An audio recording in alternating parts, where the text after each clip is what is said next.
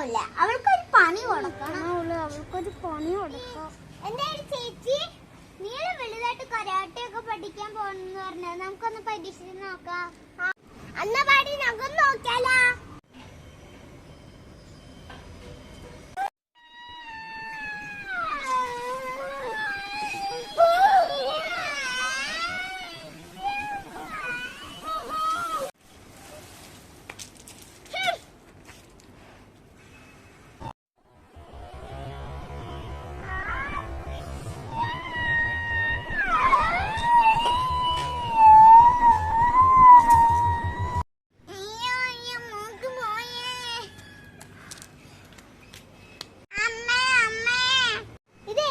പിച്ചക്കാര് രാവിലെ തന്നെ വന്നോളൂ.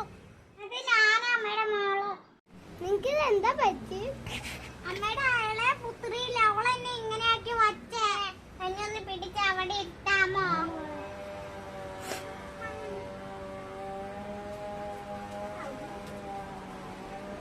ഒരു ആവശ്യം ഉണ്ടായിരുന്നില്ലായിരുന്നു, വെറുതെ ചോദിച്ചു കാണിച്ചതല്ലേ.